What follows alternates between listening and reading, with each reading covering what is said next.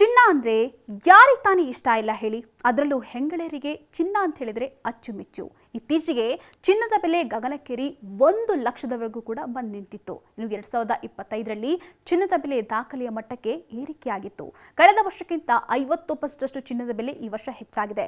ಕಳೆದ 3 ವರ್ಷಗಳಲ್ಲಿ ಚಿನ್ನದ ಬೆಲೆ ಶೇಕಡ 100% ಹೆಚ್ಚಾಗಿದೆ. ಇನ್ನು ಈ ಚಿನ್ನವನ್ನ ಸುರಕ್ಷಿತ ಹೂಡಿಕೆ ಅಂತ ಕೂಡ ಪರಿಗಣಿಸಲಾಗುತ್ತೆ. ಹೀಗಾಗಿ ಸಾಮಾನ್ಯ ಜನರ ಜೊತೆಗೆ ಕೇಂದ್ರದ ಬ್ಯಾಂಕುಗಳು ಕೂಡ ಚಿನ್ನದ ಹೂಡಿಕೆ ಮಾಡುತ್ತವೆ.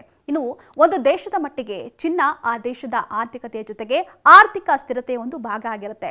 ಹಣದುಬ್ಬರದ ವಿರುದ್ಧ ಪ್ರಮುಖ ಅಸ್ತ್ರವೇ ಈ ಚಿನ್ನ ಆಗಿರುತ್ತೆ. ಅಷ್ಟೇ ಅಲ್ಲ, ಯುದ್ಧ ಆಗಿರಬಹುದು ಅಥವಾ ಇತರ ವಿಪತ್ತಿನ ಸಂದರ್ಭದಲ್ಲೂ ಕೂಡ ದೇಶದ ಆರ್ಥಿಕತೆಯನ್ನ ಪುನರುಜ್ಜೀವನಗೊಳಿಸಲು ಕೂಡ ಈ ಚಿನ್ನ ಆಸರೆಯಾಗತ್ತೆ.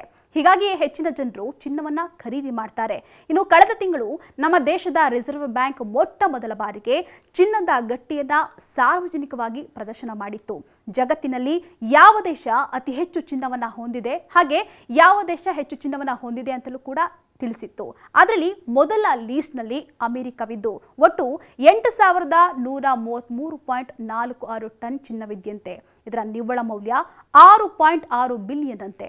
ಇನ್ನು ಎರಡನೆಯ ಸ್ಥಾನದಲ್ಲಿ ಜರ್ಮನಿ ಇದ್ದು ಒಟ್ಟು 3,351.53 ಟನ್ ಚಿನ್ನವಿದ್ಯಂತೆ. ಇದರ ನಿವ್ವಳ ಮೌಲ್ಯ ಒಟ್ಟು 2.51 ಬಿಲಿಯನ್ ಇದೆಯಂತೆ. ಇನ್ನು ಇಟಲಿಯ ಬಳಿ 2,451.84 ಟನ್ ಚಿನ್ನವಿದ್ದು ಒಟ್ಟು 1.82 ಬಿಲಿಯನ್ ಮೌಲ್ಯ ಆಗಿದೆಯಂತೆ. ಇನ್ನು ನಾಲ್ಕನೆಯ ಸ್ಥಾನದಲ್ಲಿ ಫ್ರಾನ್ಸ್ ದೇಶವಿದ್ದು 2,436.97 ಟನ್ಗಳಷ್ಟು ಚಿನ್ನ ಹೊಂದಿದೆಯಂತೆ. ಇದರ ಮೌಲ್ಯ 1.83 ಬಿಲಿಯನ್ ಇದೆಯಂತೆ. ಇನ್ನು ರಷ್ಯಾ ಚಿನ್ನ ಸಂಗ್ರಹದಲ್ಲಿ 5ನೆಯ ಸ್ಥಾನದಲ್ಲಿದೆ. ಇದರ ಬಳಿ ಒಟ್ಟು 2,335.85 ಟನ್ ಚಿನ್ನವಿದೆ. ಇದರ ಮೌಲ್ಯ 1.83 ಬಿಲಿಯನ್ ಇದೆಯಂತೆ. ಇನ್ನು ಚೀನಾ 6ನೆಯ ಸ್ಥಾನದಲ್ಲಿದ್ದು ಚೀನಾ ಬಳಿ ಒಟ್ಟು 2,264.32 ಟನ್ನಷ್ಟು ಚಿನ್ನವಿದೆಯಂತೆ.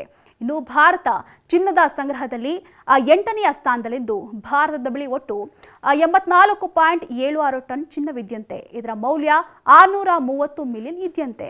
ಇದು ಸದ್ಯ ಭಾರತೀಯ ರಿಸರ್ವ್ ಬ್ಯಾಂಕ್ ನಿಯಂತ್ರಣದಲ್ಲಿದೆ. ಇನ್ನು ನೆದರ್ಲ್ಯಾಂಡ್ ವಿಶ್ವದ 18ನೇ ಅತಿ ದೊಡ್ಡ ಆರ್ಥಿಕತೆಯನ್ನು ಹೊಂದಿದ್ದು ಇದು ಯುರೋಪ್ನಲ್ಲಿ 5ನೇ ಅತಿ ದೊಡ್ಡ ಆರ್ಥಿಕತೆ ಎನಿಸಿಕೊಂಡಿದೆ. ಇನ್ನು ನೆದರ್ಲ್ಯಾಂಡ್ ಬಳಿ ಸದ್ಯ 612.45 ಟನ್ ಚಿನ್ನವಿದ್ದು ಇದರ ಮೌಲ್ಯ 458 ಮಿಲಿಯನ್ ಅಷ್ಟಿದೆ.